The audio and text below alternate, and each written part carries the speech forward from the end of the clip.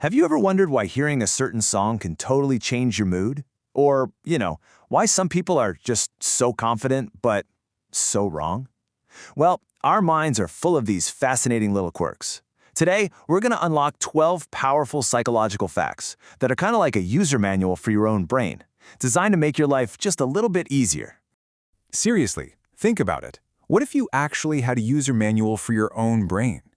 These psychological insights we're about to go through, they're pretty much the next best thing.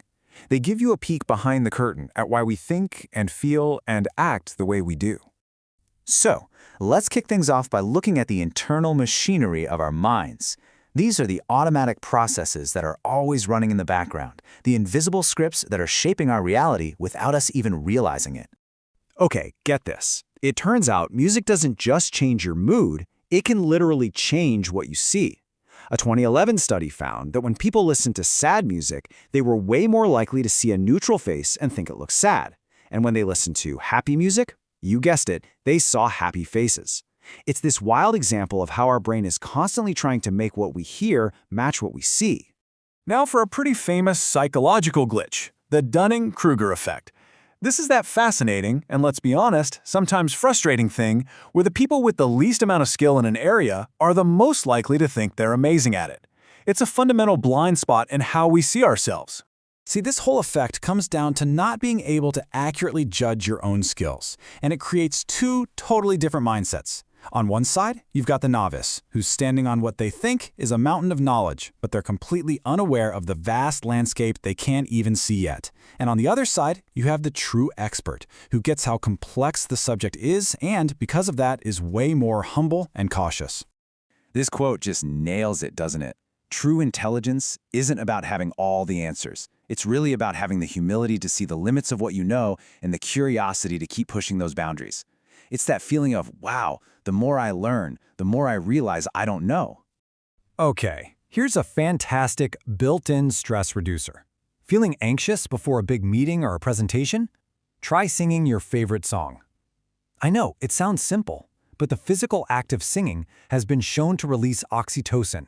That's a powerful hormone that naturally lowers your stress and calms your heart rate. It leaves you feeling way more confident and in control. And here's another super simple but powerful mood hack. Just 10 minutes. 10 minutes of daily sunlight helps your body produce vitamin D. Now, this isn't just any vitamin. It actually acts like a natural mood stabilizer in your brain. It helps trigger the release of endorphins and can help ward off symptoms of depression. We all think we're amazing multitaskers, right? Well, spoiler alert, we're not. At least not when it comes to things that require real focus. Think about reading while watching TV. Your brain isn't actually doing both at the same time. It's just rapidly switching its attention back and forth, which, believe me, is way less efficient than just focusing on one thing at a time. All right, let's shift gears and apply these ideas to our social world. Because understanding psychology isn't just about what's going on inside our own heads. It's an incredibly powerful tool for connecting better with the people all around us. This one is like a social superpower for building rapport almost instantly. It's called the chameleon effect. When you subtly mirror someone's posture, their hand gestures, or even their phrasing, their brain unconsciously recognizes you as being like them, and this creates this immediate feeling of comfort and trust. It's pretty amazing. What's the single most important sound to any person on the planet? It's their own name. Seriously, using someone's name in a conversation is such a simple act, but it has this huge psychological impact. It cuts through all the noise, it signals that you see them as an individual, and it makes them feel valued. It's an instant connection builder. In a conversation, sometimes the most powerful thing you can say is nothing at all. If you want someone to elaborate or give you more information, try this simple technique. Ask your question, and after they give you their first answer, just maintain eye contact and stay quiet for a few seconds. Most people feel this natural urge to fill the silence, and they'll often keep talking, revealing more than they originally meant to. Okay, we've all been here. You're in a conversation, maybe over dinner, and you can just feel the tension rising. It's getting heated, an argument feels like it's right around the corner. What do? The answer is surprisingly simple. Start eating. Psychologically, the act of eating is deeply associated with safety and calm. So when you bring food into a tense situation, it sends a subconscious signal to everyone's brain to just relax. It's pretty hard to stay aggressive when someone is passing you a nacho, right? This simple act can completely de-escalate a potential fight. This quote from the Dalai Lama, it reveals a huge secret to being a great conversationalist. If you really want to make a fantastic impression on someone, just shift the spotlight. Ask them questions about themselves, about what they're passionate about, and then just truly listen. By letting them be the expert, you make them feel smart and valued, and they'll walk away thinking you are one of the most interesting people they've ever met. All right, for our last section, let's turn all these insights inward. How can we actually use psychology to build better versions of ourselves? Well, it all comes down to hacking our habits. Okay, first things first. Forget that myth that it takes 21 days to form a habit. Real neuropsychological research shows the average is closer to 66 days. And the journey isn't a straight line. The first 3 weeks or so feel awkward. The next 3 are the hardest. That's where most people give up.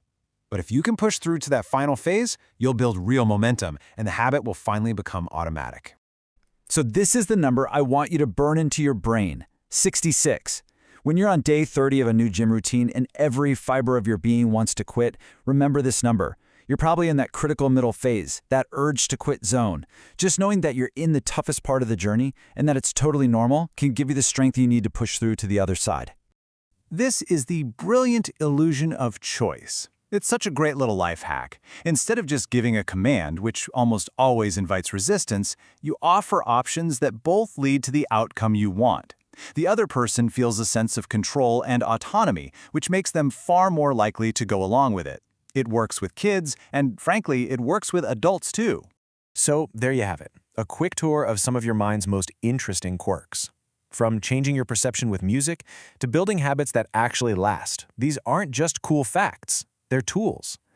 The only question left is, which one are you going to use first?